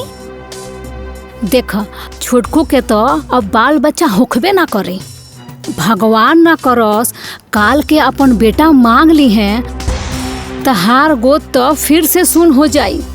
ना ना चाची ऐसे नहीं हो सकत। अरे दुल्हन तू बहुत साफ दिल के बाड़ू, तेरा दिल में कोनो छल कपट नहीं खे, बाकी तू दुनियादारी के जानत नहीं खू। हमरा बात से तू सतर्क हो जाइह, एक ना एक दिन आपन खून अपना खून के खींचिए लेला। हाँ अच्छा द हम चलता नहीं।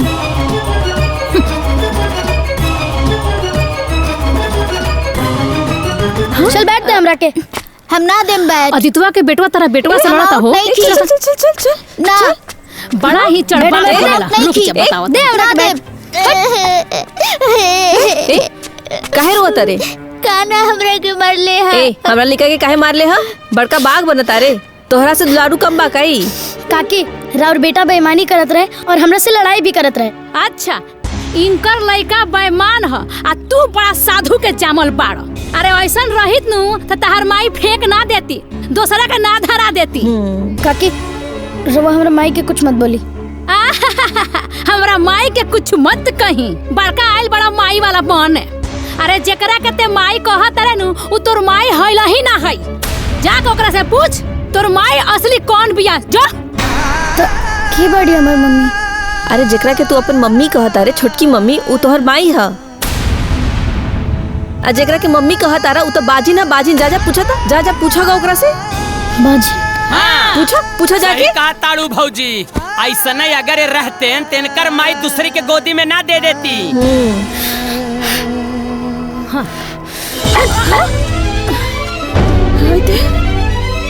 अरे का भइल?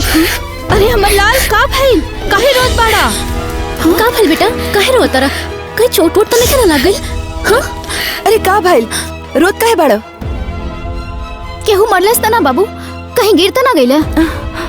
हाँ भूख लगल बा, चला तोहरा के खाना खिया दी। ना ही हमरा के भूख लगल बा और ना ही हमरा के केहू मरले बा और ना ही हमरा चोट लागल बा। तो हमर लाल रोत काहे बाड़ा? हाँ? दादी पहले तो हमरा के ही बतावा कि हमार असली माई के है। हमार असली माई मम्मी है कि छोटी मम्मी? अरे बेटा तुहार असली मम्मी दीदी है। बाकी तू बेटा सब कर हुआ ना, ऐसे तो के सब क्यों प्यार करेला। अब चुप हो जा, मत रो। अरे तू हमार बेटा बड़ा बाबू, हमार बेटा। आवा हम तोहर मम्मी है। हम एकरा की बात के बतावलस, कहीं छुटकी था।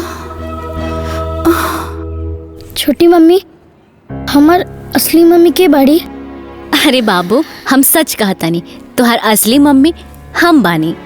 हाँ बेटा तुहार असली मम्मी तुहार छोटी मम्मी बाड़ी। ना बाबू ना, तोहर असली मम्मी हम बानी। ये लोग तोहरा के बहकावत बाटे। ना बाबू हम सच कहतानी, तुहार असली मम्मी हम बानी। अरे देखी ना जी, एक काका कहत बा लोग कि बाबू के असली मम्मी बाड़ी। ये हमार बच्चा के झूठ साथ सिखावत बाड़ी, भड़कावत बाड़ी। अरे एमे भड़कावे वाला कौन बात बा? सही बात बाटे कि कान्हा इनकरे बेटा बाड़े। हाँ कान्हा अंजलि के बेटा बाड़े। सब क्या होता झूठ कहता, बेईमान बा लोग। कान्हा सिर्फ हमार बेटा बाड़े, हमार। बस दीदी बहुत हो गई, अब और मत बोली। अरे कान्हा के हम आपन बेटा कह देनी तो झूठ बोलता नहीं, साजिश करता नहीं।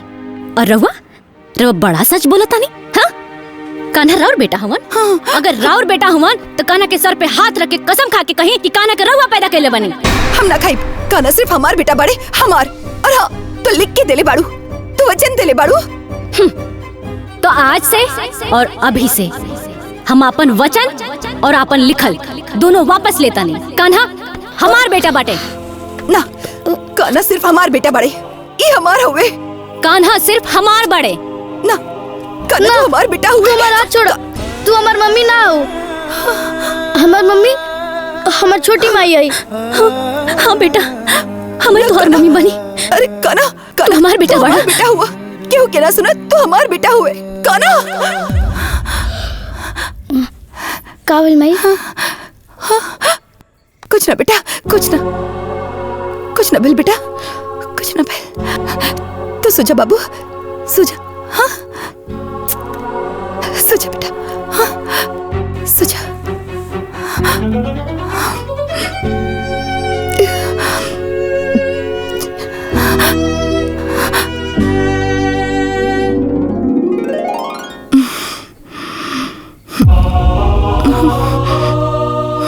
कान्हा कान्हा कान्हा कान्हा हमार प्यारी छोटी माँ। इन्हें आवा चला। तोरा के स्कूल जाए में देरी होता ना, हम तोरा के तैयार कर देत बानी। हाँ बड़ी माँ, लेकिन छोटी माँ तो तैयार करते बाड़ी ना हमरा के। हाँ दीदी हम तैयार कर देता नहीं। तू तो चुपे रह छुटकी, तोरा के पता बानू कि तू बीमार बाड़ू। बच्चा के पास ना रह के चाहिए। अरे कुछ हो हवा गई था। दीदी दुल्हन इका बोला तारो, कौन बीमारी भइल बा छुटकी के? जितना फिकर तोहरा के बाना लइका के, उतने फिकर ओकरो बा। कुछ भी हो जाए बच्चा से दूर रहिए तो ठीक रही। चले बाबू तैयार होके के बाना, चले चल अंदर चला जल्दी। चल चल चल चल।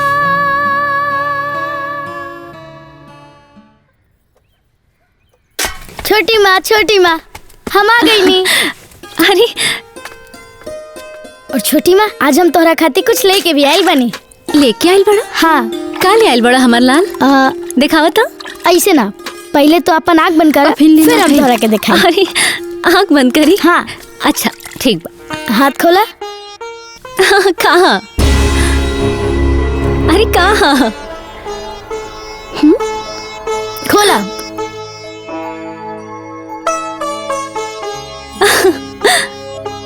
चॉकलेट? हाँ। बाबू तू हमके कितना मानेला, कितना मानेला। कितना मानेला बाबू।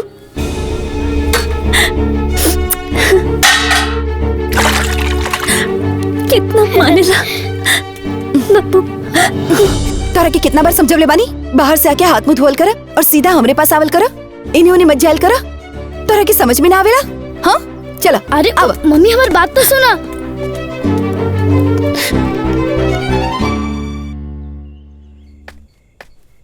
हमरो के भूख लागल बा, हमरो के खियावा ना। खियाई? अब बाबू ई झूठ बाटे। अरे तो का हो गई, हमरा खाए के बा, तू हमरा के खियावा। अरे तू दूसर जाके खा ला। जा, मम्मी तो के खाना खिया दी है, जा उनके हाथ से खा ला। ना, हम तोहरे में खाई और तोहरे हाथ से खाई। अरे बाबू तू हमार बात माना ना, ई झूठा बाटे, हम कैसे खियाई तो के? हम जान गनी कि तू हमरा से ना प्यार करेलू, यही से तू हमरा के नहीं खियावत ना। ना बाबू, ना हमार लाल, तो से बहुत प्यार करीले, ऐसा मत कह। हम अब लाल से प्यार ना करब तो क्या करे से करब?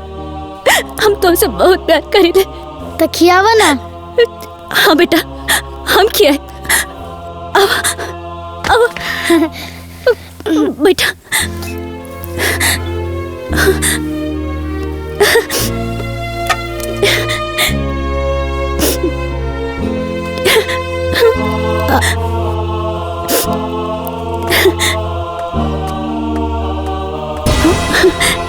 ला।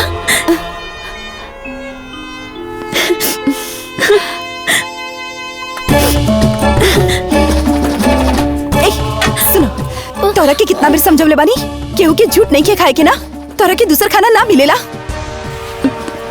जाए दीना दीदी, बच्चा बाड़े। अच्छा ठीक बा, ई तो बच्चा बाड़े, पर तू तो समझदार बाड़ू ना, तोरा समझ में ना आवेला, अपन झूठ खिला देलू, हमार लड़का की जिंदगी खराब करत बाड़ू। दीदी ऐसा मत कहीं, बस करा दुल्हन। बहुत बोला तारू, बहुत हो गए तोहार। अरे केकरा के ममता के पाठ पढ़ाओ तारू? हाँ, जितना ममता और प्यार तोहरा दिल में बा ना, उतना ही ममता प्यार सब केहू के दिल में बा।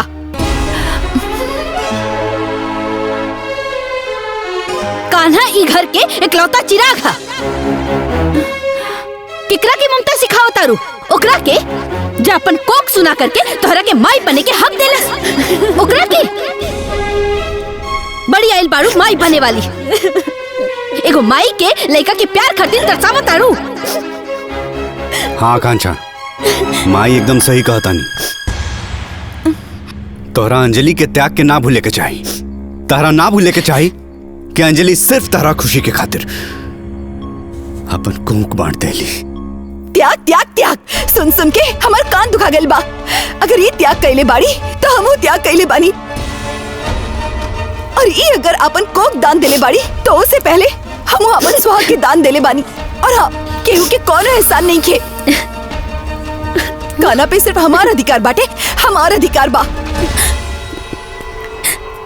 हाँ दीदी, कान्हा राउर बाड़े और राउए ही रही हैं, लेकिन लाड प्यार तो सब केहू कर सकेला ना। ना, बिल्कुल ना, काहे कि तोहार नियत ठीक नहीं खे। तू हमार बेटा के लाड प्यार तका, तू हमार बेटा के पास आवे लायक भी नहीं खू। चल बेटा, चल अंदर चल। बहू, बात तो सुना।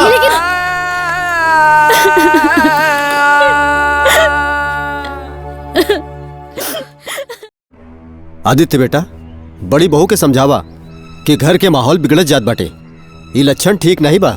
एक खातिर हम दूसर ब्याह करे के रेडी ना रहली। दीदी, मम्मी रुको, मेरी बात सुनी दीदी। दीदी रुकी ना दीदी। कहाँ जात बाड़ू? हम अपन बच्चा के लेके तू लोग से दूर अपन मई के जात बानी। हमनी से दूर मतलब? मतलब ई कि बच्चा हमार बा और हम अपन बच्चा के केहू के साथ भी ना बांट सकेनी। अरे एकर में बांटे के बाद कहाँ से आ गई? बच्चा है, केहू एकरा प्यार दुलार कर सकेला? हम ऐसा ना होके देव, यही से हम अपन बच्चा लेके जात बानी। ए दुल्हन, का लड़का नियन जीत गई बाड़ू, ई लड़का पे खाली तो हार हक नहीं खे, हमनी के भी हक बा, हमरे खानदान के वारिस पाई। हम एकरा के कहीं ना ले जाए दे। तू ए तरह अपन मनमानी ना कर सकेलू। अम्मा जी रउआ शायद भुला गल बानी, ई बच्चा पर लीगली हक हमार बाटे। और हाँ, अगर याद नहीं खे तो ली देख ली। दीदी कान्हा राउर बड़ और रउए ही रहिए क्यों कान्हा के बाटत नहीं के। बाकी हम रउआ से हाथ जोड़ के एक विनती करतानी, कान्हा के हमरा से दूर मत करी, दूर मत करी ना तो हम जीते जी मर जाए। हाँ बहू, ऐसा मत करा, कान्हा के हम लोगों से अलग मत करा, परिवार के खुशी में आग मत लगावा। फौजी मान जाई ना, मान जाई। अरे छोटा सा बात खातिर इतना बड़ा बखेड़ा काहे खड़ा करत बाड़ू? अरे गांव समाज में का सोचिए लोग। चला मान जा बात, अंदर चला। ना, एक बार हम जे फैसला कर ले बानी उहे होखी और हमार फैसला वापस ना हुई। चलो ना, हम अपने छोटी माँ के साथ रहो, हम तोरे साथे ना जाए। छोटी माँ हमरा के मत जाए दी ना। हाँ बाबू मत जाए दे हमरा के। हम ना जाए दे तारा के, हम ना जाए दे।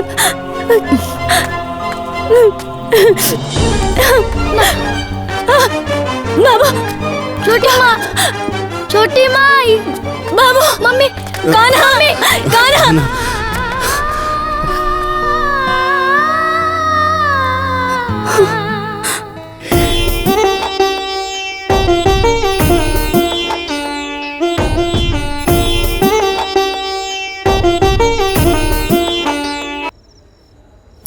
कान्हा, बाबू,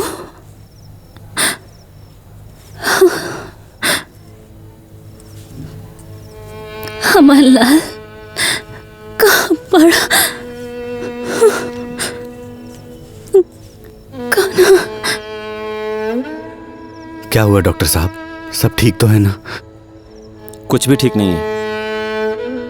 इस रिपोर्ट के हिसाब से कैंसर इनके पूरी बॉडी में फैल चुका है। अब कुछ नहीं हो सकता। बेहतर होगा कि आप लोग इनको घर लेकर के जाएं और इनकी सेवा करें।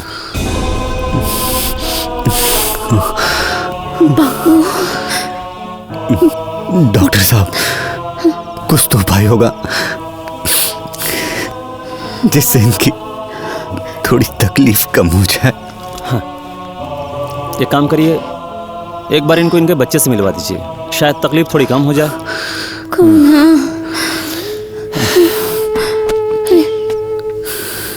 बाबू देखिए, इनके पास वक्त बहुत कम है।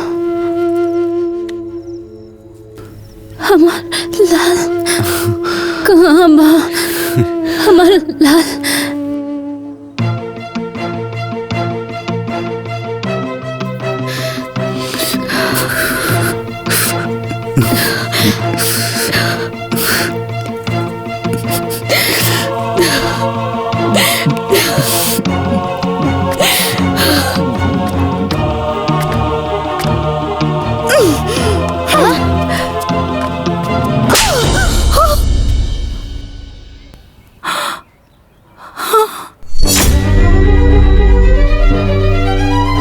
जाना माई तारा के माई बने के सौभाग्य देलस।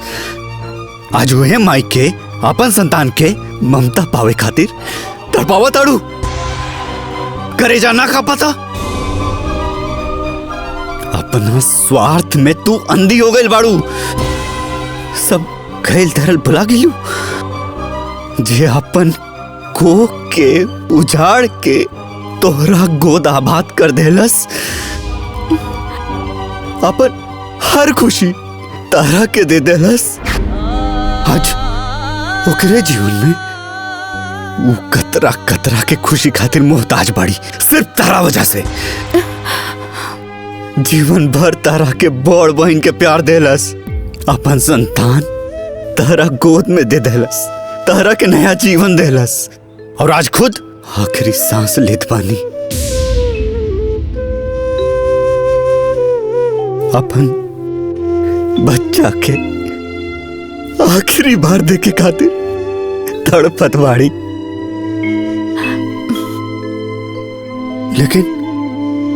लगता कि तारा चलते होकर आखिरी इच्छा भी पूरा ना हो पाई।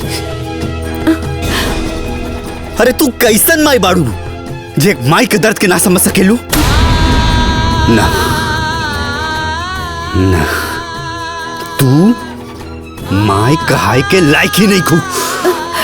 अरे तू एक बेटा के तड़प ना समझ सकेलू? कैसन माई बाड़ी तू?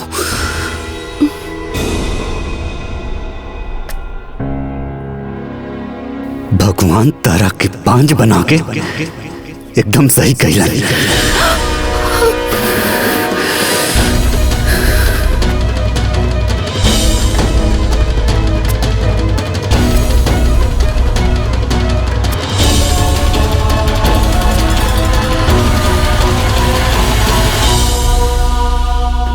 कान्हा, कान्हा, हमारे कान्हा कहाँ बड़े? ए दुल्हन, कान्हा दवा खा ला, तुहार पीड़ा ठीक हो जाए। हमार दवाई एक के बाटे आमा जी, कान्हा के देख ली तब हमार मन के सब पीड़ा दूर हो जाए। आमा जी दूर हो जाए। बस एक बार हमके हमरा कान्हा से मिलवा दी अम्मा जी। बस एक बार हम अपना कान्हा के एक झलक देख ली अम्मा जी। अम्मा जी। ए दुल्हन घबरा मत, आदित्य गई बड़े कान्हा के लिवे खातिर। कान्हा ना बस आते होके यहाँ के गल बन लिया हमर कान्हा आवता, हमर लाल आवता, हमर कलेजा के टुकड़ा आवता, हमर लाल आवता रे। अब हम जी जाए बाबा जी, अब हम जी जाए। जी जाए हमार बच्चा।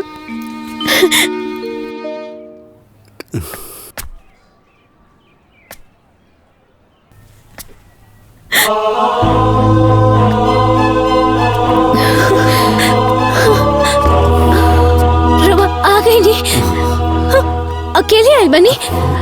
कान्हा कहाँ बड़े? कान्हा कहाँ बड़े? उनका कहना लेनी। हाँ कहाँ बड़े कान्हा? कान्हा कहाँ बड़े? बताए ना उन्हें आइले। हाँ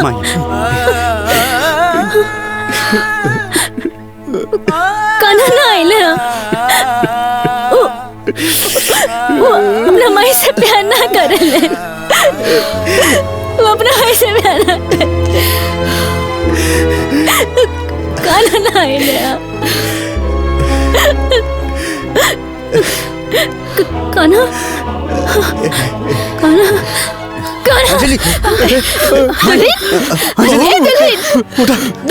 अंजलि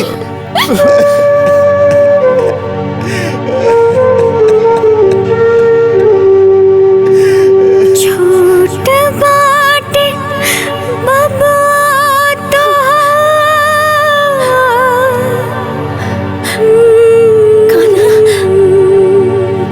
छोट बाटे बाबा तो राही नाही पाई माई तुहरे बिना किकरा के कहब माई माई बुलाए माई तुहरे बिना किकरा के कहब माई माई बुलाए माई तुम्हारे बिना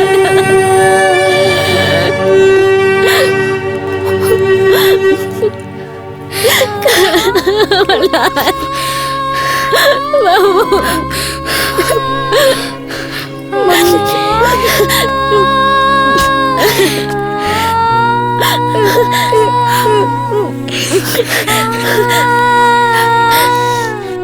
हमार बच्चा हमार लाल मम्मी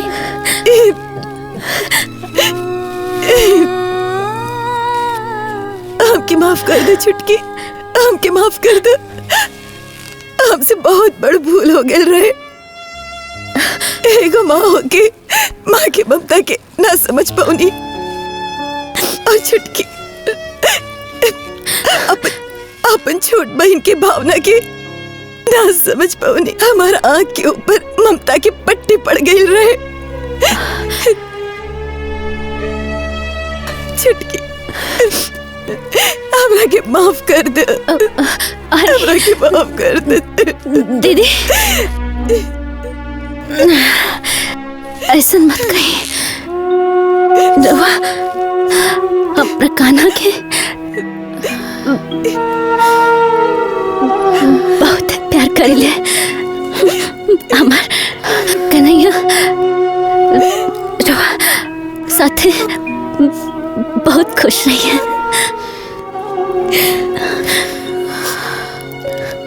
बहुत खुश रही है रवा।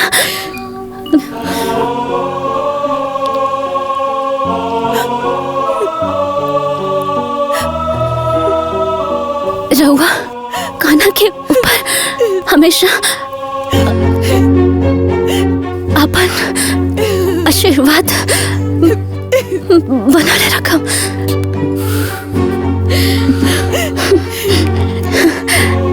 बनाले रखम, बनाले रखम।